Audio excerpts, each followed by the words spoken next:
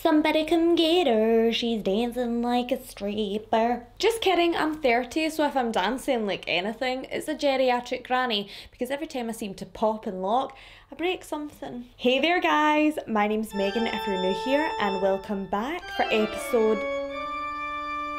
Did you hear that?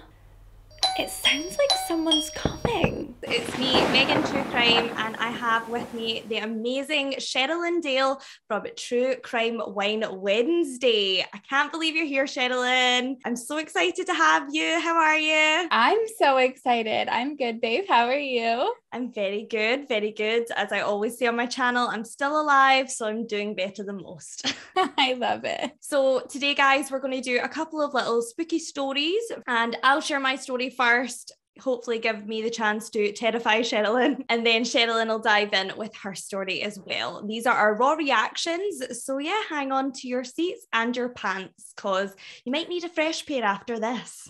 So my wee story starts in a village called Sooooooooon Village, and it's literally only a wee 20 minutes drive away from myself, and the reputation of this town changed forever in 1960 when a poltergeist came to town. Sooooooooon Village is known for being really, really quiet. There's only a couple of wee shops there. Nothing majorly interesting goes on in Sooooooooon, but that all changed when a young girl named Virginia Campbell moved there in 1960.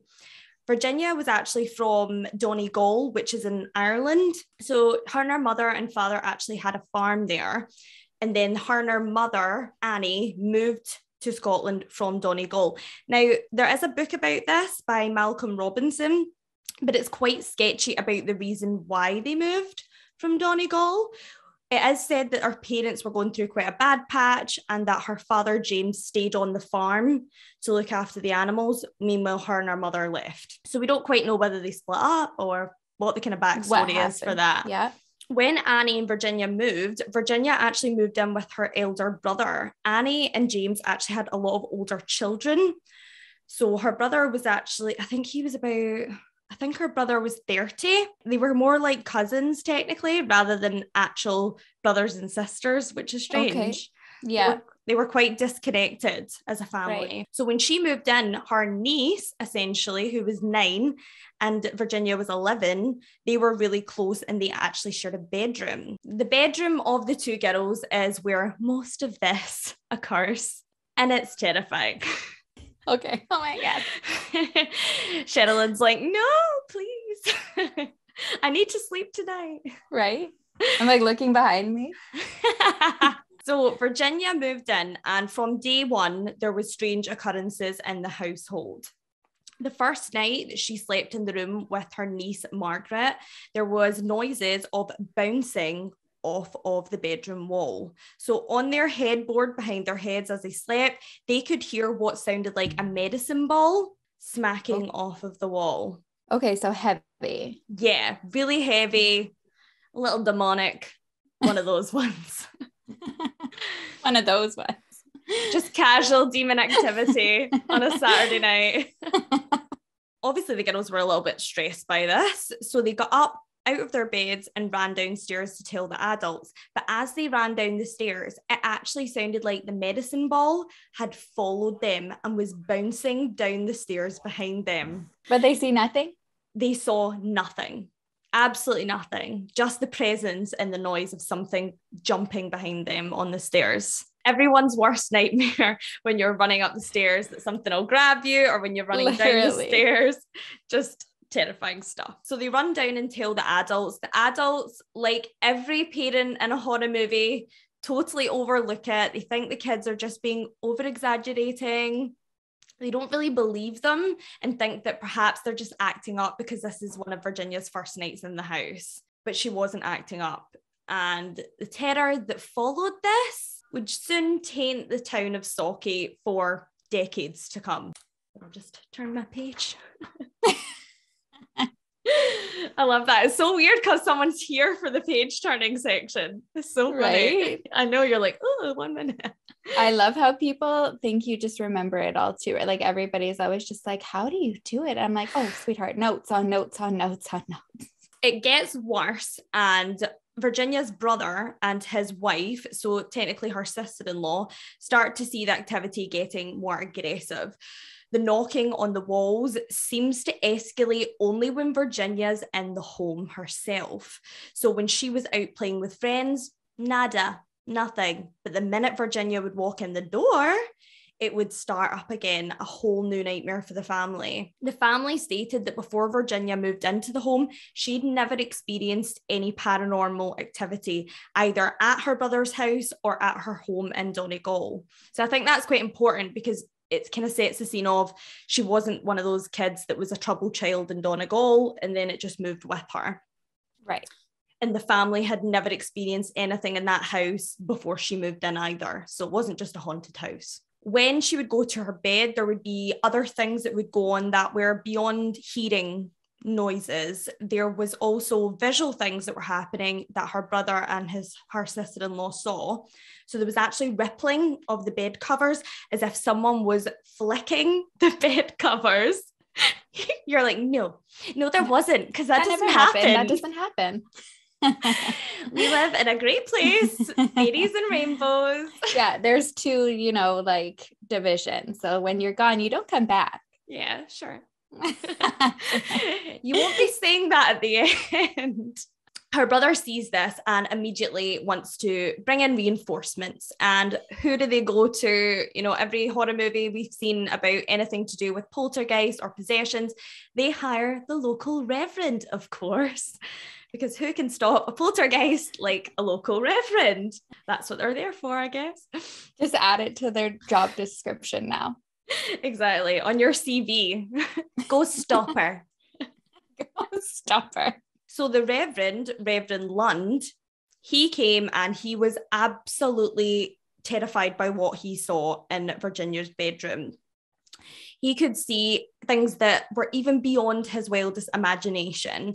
There was a trunk or a chest at the bottom of Virginia and Margaret's bed that held linens and towels. I think every house has one of those random trunks that holds all the bedclothes.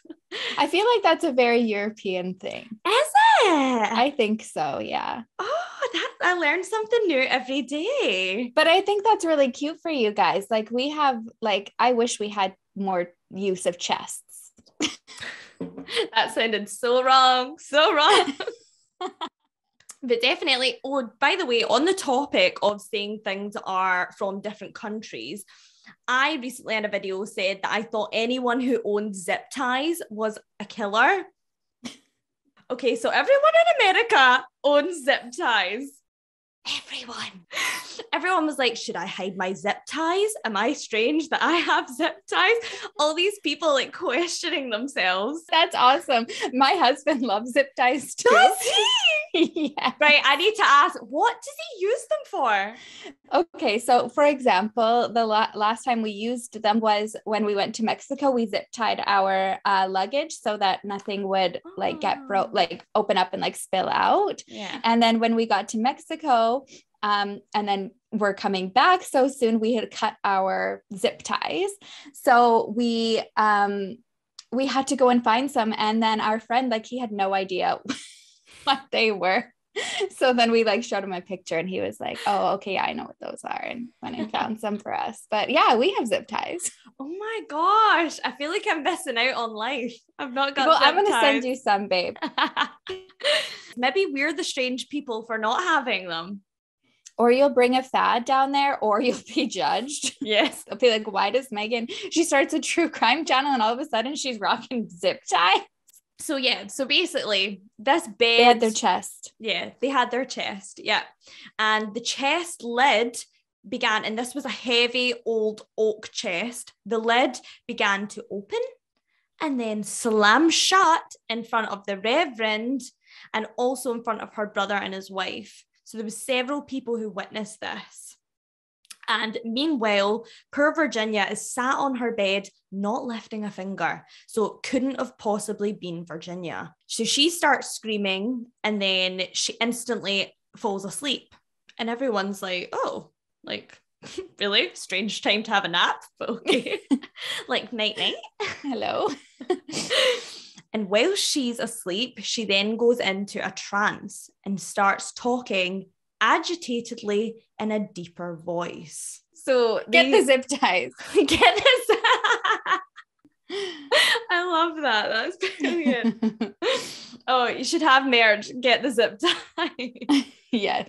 So when the priest sees this, he then calls in 2 other priests and another member of the church. So church officials come in and are basically just watching this family tear themselves apart, wondering what they've done wrong. Meanwhile, it is important to say that Virginia's mother was actually not living in the home. She'd actually gotten a job at a bed set in Dollar, which is a town which is only about 10 minutes away from where Virginia was staying. So a lot of people do relate back to the fact that certain times in young females' lives can cause them to have these kind of adverse reactions to the energy around them. So the fact that she was 11, she was going into puberty, she was changing. And then also the fact that she was now living in a home with essentially a sibling with her younger niece, Margaret. And she had never shared a room before. She'd been raised because she was a late in life baby, a little medical gift baby. She'd basically been raised as an only child. So a lot of people kind of lend it to the fact that maybe all of her emotional stress was being manifested into a different kind of entity, which could be a possibility, you know, if you believe in the hocus pocus. Virginia's kind of possession seems to only get worse when Margaret is introduced into the room. So when the Reverend suggests that Margaret sleeps in the room again with Virginia, the wall starts knocking again violently, as if it doesn't want Margaret in that room with Virginia. It wants Virginia alone. So then her brother decides to pull in medical reinforcements because he wants to make sure that this issue is not psychological. Dr. W.H. Nisbet, he comes on the scene and he is introduced to the family. And yet again, this is someone who's a respected member of the community, and he's witnessing all of the same things. He's witnessing the medicine ball noise bouncing off of the walls. He's also witnessing bed covers changing colour as they ripple through the air. And it looks like someone is literally flipping them. And he tries to get Virginia to kind of disprove that this is happening to her. So he asks her to raise her arms. She raises her arms. The bedclothes are still going crazy, still changing colour. He's got no clue what's happening. They say that they should try and keep Virginia's activity in life as normal as possible. Still let her attend school, because at this point she hadn't even been able to go to school out of fear of what would happen. So she goes to school. And you think that when Virginia left to go to school, that this would all blow over. But no, whatever it was in that house follows Virginia to school. And one morning, her teacher says that she notices her desk, and I don't know if you guys have this in Canada or the US, if you guys are watching from the US, but we have desks, or we used to have really old school wooden desks with almost like a lid. Okay, yeah. And you would put your books in there. Yeah. So when she puts her books in there, the lid won't close. So Virginia is trying to get the lid to close, and her teacher can see this. And like any, uptight old school teacher, she thinks that Virginia is just playing up. She's acting up. She's being difficult. And she says, Virginia, close your desk. And she says, literally, miss, I can't close my desk. And she's like, what are you talking about? Close that desk. And the desk then begins to open and close and open and close, to the point where Virginia has to pull her fingers away from the desk before her fingers are slammed in the lid. And the teacher, not believing that she's not somehow orchestrating this, storms over to her desk. And then the teacher notices that the desk directly behind Virginia is levitating an inch or two above the ground. So the teacher obviously can understand this isn't just a young girl playing up or playing a prank in class. And she tries, for the sake of the other children, to kind of blow over and not make a big deal about it. And the fact that she did that, I can't imagine, because if that was me, I'd be like, bye kids. It was nice knowing you. See you later. I'm retiring today. Yeah. I'm 26, but I'm ready. It's my time.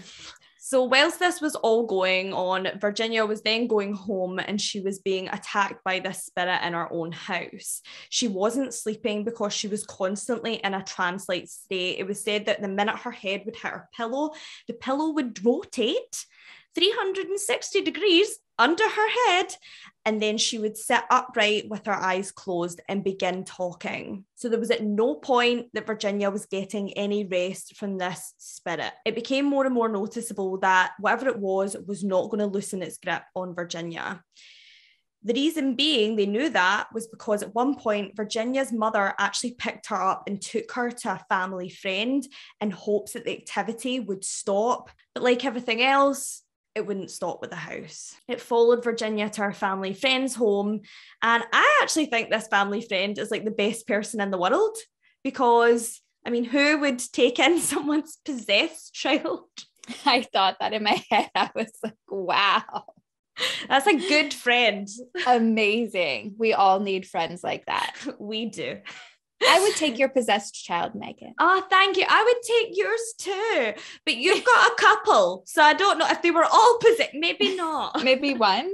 Maybe one. So they can't outnumber me. Okay.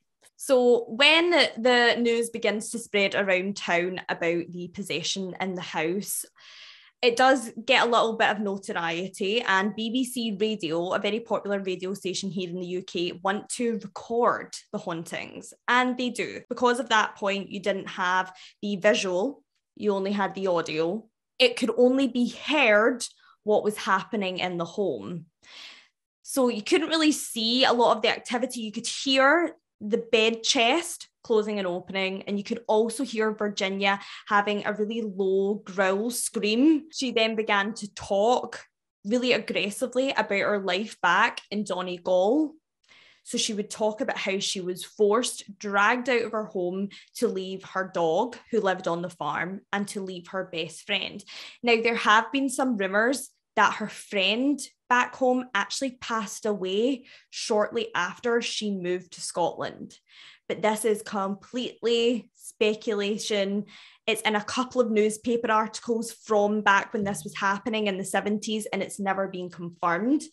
But that could be a possibility as to why this happened. As she starts attending school and news around town spread, she's known as the weird girl, and she's known as this problem child, which I can only imagine must have been absolutely horrible. She was only 11, and to put into context, this was happening literally right around Christmas time as well. At this point, she was said to be extremely emotionless and withdrawn and would walk around school with a complete blank stare. Her teacher became even more concerned when on one occasion, Virginia walked up to the desk and a kind of desk pointer that the teacher used to point at the blackboard began to spin on the desk as Virginia walked over. This poor thing. I know. Imagine, we're terrified. I won't sleep tonight, but she wasn't sleeping any nights. No. Now, to make matters even more mysterious for this young girl, all of a sudden, she completely disappears from Socky. So there's no word of where she or her mother went, or if her brother and his wife went with them. All we know is that house in Park Crescent was vacant and they were gone. So a lot of people believed in the neighbourhood that they had moved because of the poltergeist activity and that they'd kept it a secret to stop the news crews from following them. The legend of Virginia's attacks would never really go away from the family, and the press would continuously try and locate them. Obviously, back in the early 70s, this was really hard for them to do. But in the 90s, when technology had improved and the internet became available, it became a lot easier to track the family down. And a man named Malcolm Robinson actually did track them down. I think a lot of people forgot that she was this 11-year-old child and started thinking of her as their meal ticket, as their big break and their big story. So they eventually actually managed to track down Virginia's family, and she was living in Bedford in England. So she travelled all the way from Scotland to England just to escape this. And there was a lot of rumours that whatever was haunting her in Socky actually followed her to Bedford. When all of this came out in the 90s with the book, which I would recommend that everyone reads, it is quite an interesting read. It's by Malcolm Robinson and it's about the Socky poltergeist. And I think you can buy it on Amazon, I'm sure. The book really dives into not only Virginia's story, but the story of the street. And we would all like to believe that when Virginia left for England, the ghost followed her, and that was the end of the story. But it wasn't the end of the story for that street, because several people would experience paranormal activity only doors away from where Virginia and her family lived. So I would say probably one of the nearest to the timeline that we're talking about happened in 1970, and it was a woman named Avril Mcdonald. Now, Avril lived in a couple of homes behind where Virginia and her family lived in Park Crescent. So not right next door, only a couple of houses down. But she said that she and her family also experienced strange phenomenon. She had a son, and her son would often hear scratching on the walls behind his headboard. She said that her son would often scream in the night, and she would have to go in and comfort him. But when she did, he would tell her about the bad lady who would come in every night and sit on the end of his bed. You're just going to bully me for this story now. I can feel it. No, it's I'm doing something completely different now. I'm going to go up. It's a personal one. So I'm going to go off the grid now. Not long, but I think that it's going to be way better because this is all going to, it's good. Apart from the strange lady that was living in her son's room, as if that's not horrific enough, she would begin to make the breakfast in the morning and sockets would just start unplugging themselves. So the kettle, the plug would come out. The toaster, the plug would fly out. She said that this activity would go on for 15 years before they moved out of the home. Now, I don't know about anyone else. I'm not sharing my house with a ghost for 15 years. No. Like, how long would that have taken her to, like, make dinner as well? If every 5 seconds, she's, like, ducking because the plug's flying out. She's like, oh, just the toaster, sorry. Sorry. No, I'm gone. Like, you win. Yeah, exactly. You can have my house. Avril said that her experience was horrific. At one point, her partner would even say that they would actually sleep in the car rather than sleep in the home because her partner didn't want his son sleeping anywhere near that activity. But then again, they stayed for 15 years. So, you know, how bad could it really have been? Another story about this street that was actually a lot more modern to you and me was a woman named Nicola Bernard. Now, Nicola Bernard moved into the actual home in which Virginia and her family stayed, as did several families. No one was bothered. You know, this listing. Nicola. Exactly.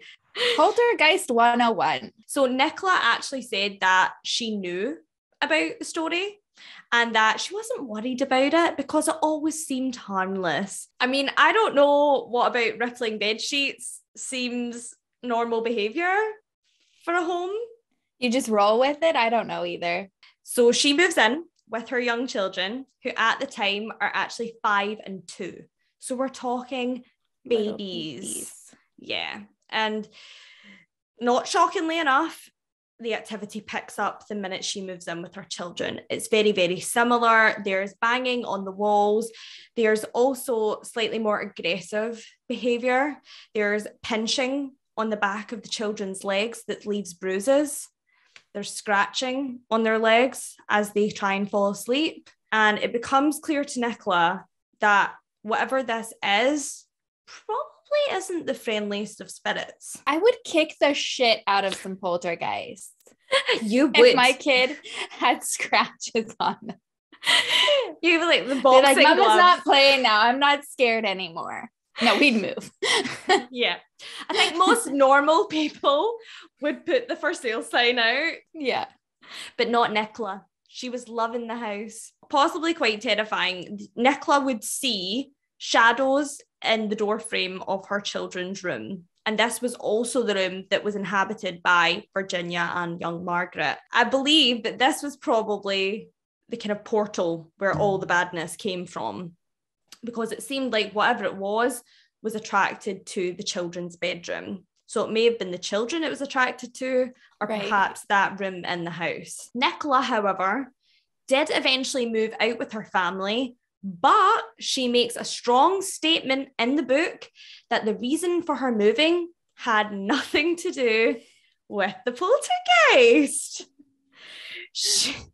She states that she had no fears while she lived there, and that she believed... Well, of course she didn't. That was attached to her children. This is Scottish mothers for you, Sherrilyn. We are very harsh, very tough, love. You're fine. If you still got your legs, then you're doing okay. If your bed sheets are changing color, you get to switch them up every week. What's your problem? Nicola would even later go on to describe this ghost as playful. Yeah, not really sure I would say playful, but you know. Scratches, pinching, it's all good. Yeah. He has a crush on you. He likes you. You're doing good, sweetheart. There's actually a Polish family who lived in the home in 1994. Whether they still live there or not, we do not know. They didn't want to speak to the press. They didn't want to give their account of what life has been like living in the infamous poltergeist house. So we can only assume that they've not experienced anything. And if they have, they don't want to talk about it. Now, I actually have a family connection to the street and to the area, which is how it fell on my lap one day. My fiance, his mother's family, actually, some of them grew up in Sauchie and heard about the rumours firsthand, as they literally lived a street away from where this all took place. What?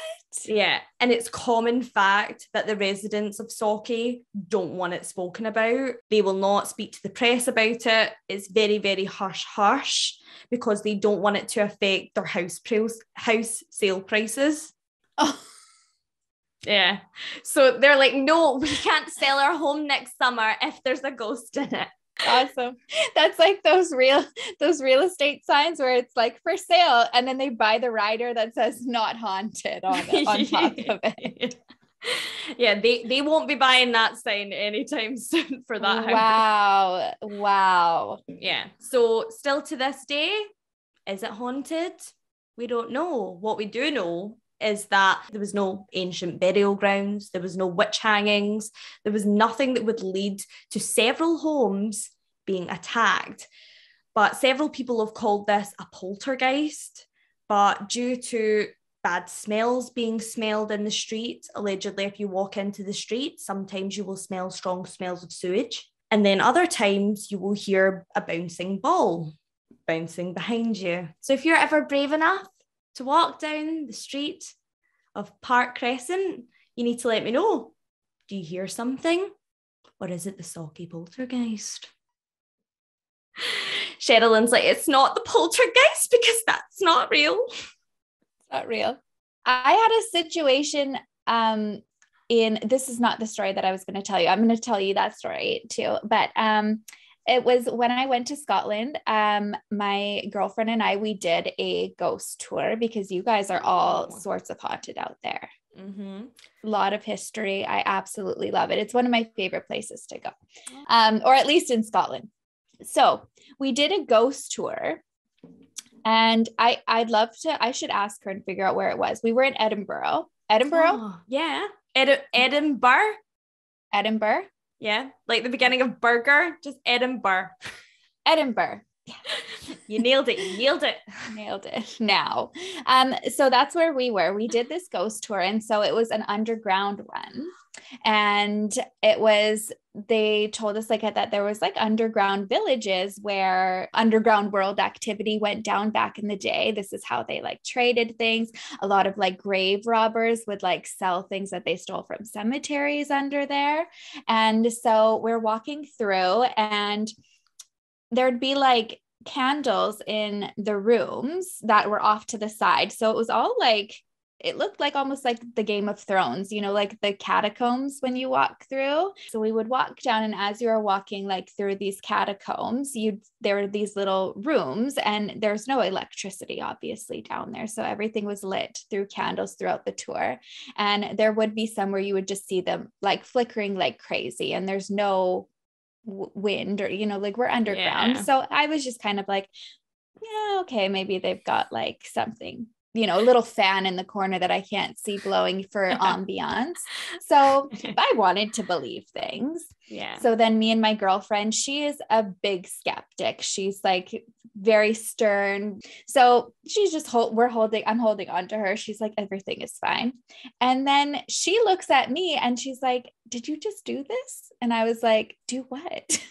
And she felt somebody grab at the bottom of her ankle, and we were the last people in the line of the tour. And I was like, I'm holding on to you. She's like, did you kick me? Like, she's like, I felt like somebody just go like this to my ankle. And I was like, no, I literally didn't. So then I'm like squeezing her, thinking she's trying to freak me out, but she's not like that. Mm-hmm. But anyway, so we go on, and he's telling us the story of this man. I think his name was like Black Boots or something Boots. And he said that you would be able to like hear, you know, like the boots walking sometimes down this little corridor. And so we go into, or just about finishing the tour, and we go into this one of those like catacomb rooms, like off the side, that's only lit by a candle. And then the exit is like, there's going to be some stairs right outside of it. So he's wrapping up the tour, and he's kind of talking a little bit more about this Bootsy guy. All of a sudden, my girlfriend and I we're all kind of like in a shoehorn, and he's standing at the entrance of of this room. So he has his like back to the outside, and I should get her to like reconfirm this too, because if you met her, you'd know, like, she doesn't make this up. So we both at the same time kind of like jumped a bit. It's like we saw this, I don't know, it wasn't a person, it wasn't really like a light, it was just like, it was like seeing a feeling almost. I can't even explain it. It was like all of a sudden it was like a wind that we both felt that startled us, but nothing was coming towards us. And then there's this woman beside us on the tour, and she is picked up and thrown in front of us. Okay. She did not fall. We jumped back because she came towards us.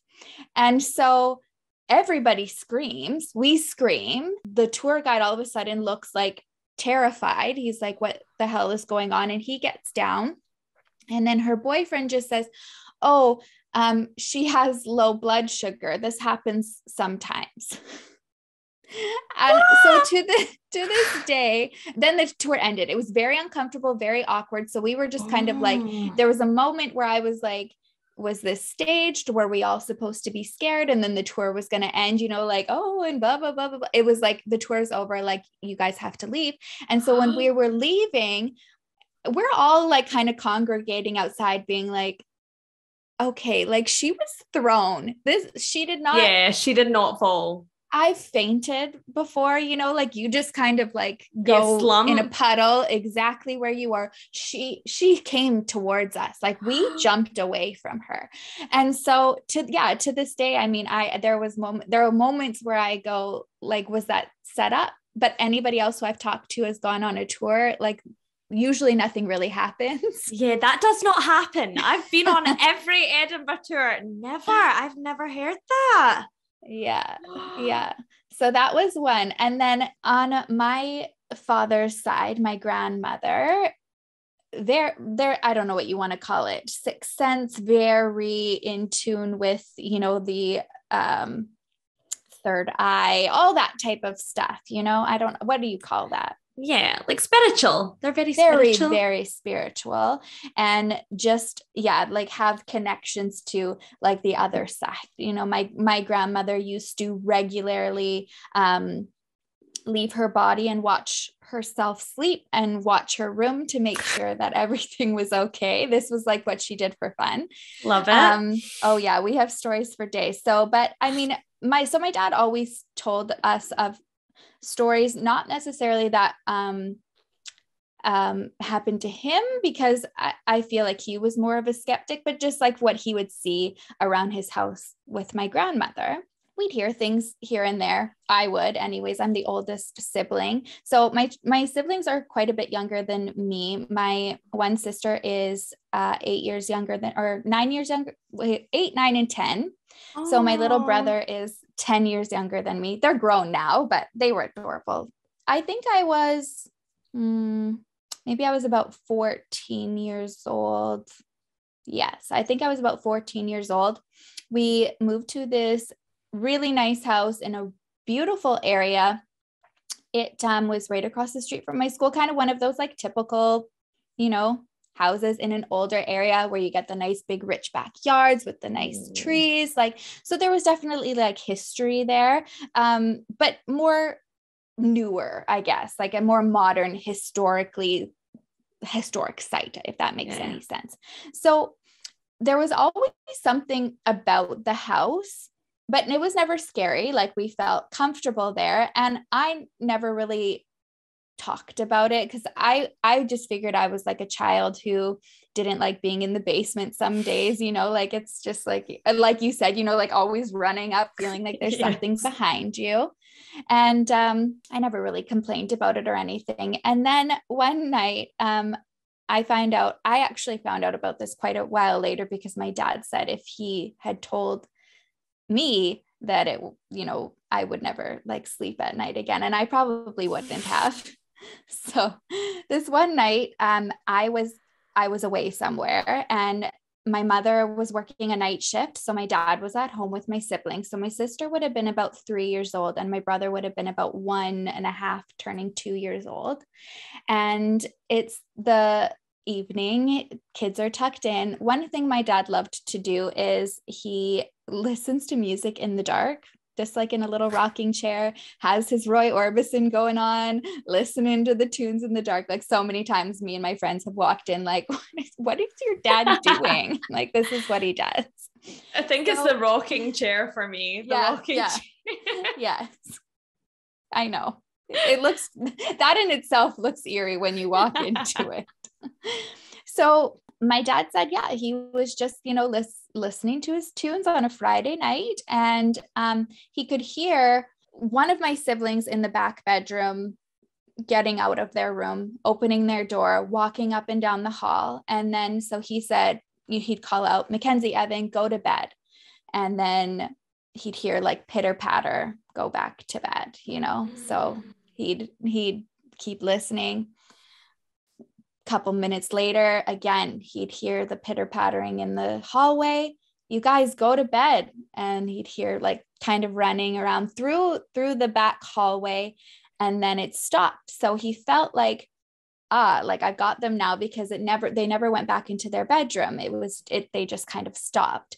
And so he got up to go and tell them, go to bed. So he goes into the hall, and he goes to my brother's bedroom first. The way it's set up, he's able to get out of his crib if he needs to. So he opens it up, and he's asleep. And so, you can tell when somebody, especially like a child or like a family member, when they're really asleep, you just like, the mouth's a little bit open, the breathing is different. So he's like, okay, well, he's fine. It must have been Mackenzie. So he goes next to my sister's room. Same exact thing. Like, she's got like one leg out of her bed, like completely passed out. So he's like, okay, doesn't really think much of it, goes back to listening to his music again. And same thing happens. He's like hearing the pitter patter. So this time, instead, he doesn't call out to them. He wants to, try to catch them and see if this is them. So get them in the act. Exactly. So he goes over to the bedrooms again, sees nothing in my brother's room, opens the door again. And this time he goes into my sister's room, and she's kind of like in the stage of like waking up a little bit, like she's groggy and she's just like, what, Dad? You know, like not somebody who was just running frantically and hopped into bed. Yeah. And he said, "Oh, are you okay? Did you go to the bathroom? Do you need something?" And she said, "No, I don't have to go to the bathroom. I'm fine," you know, like still kind of not really like awake. So he says, "Okay, good night," goes to bed.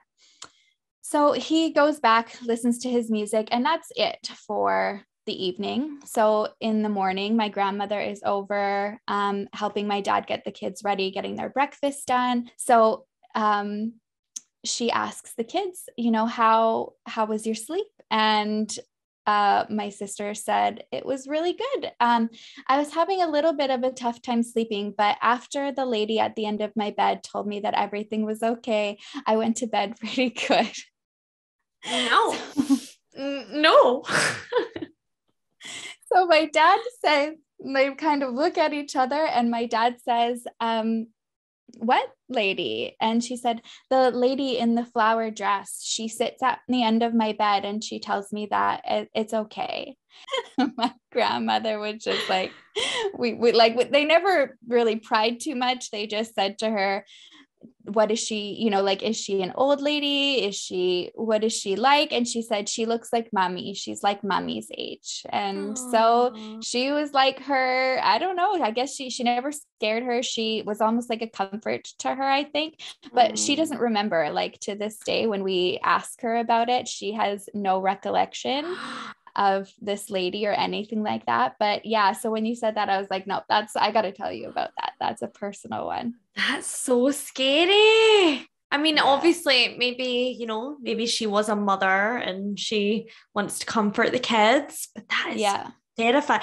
And all the little shuffling going back and forth. Do you think that was her checking on the kids? Right. I don't know if it was her checking on them, or maybe like, I'd love to try to like find some form of history in that area, or even in that house specifically, to see if like something happened with kids, because maybe it could have been her kids, right? Like something, and they were like playing and she was there. I don't know, but I'm a firm believer, like, especially when kids see something, usually they're too young to kind of make that stuff up at that age, you know. 3, she was just like, she literally thought it was a person, not a ghost. Yeah. My little nephew, he's only 2.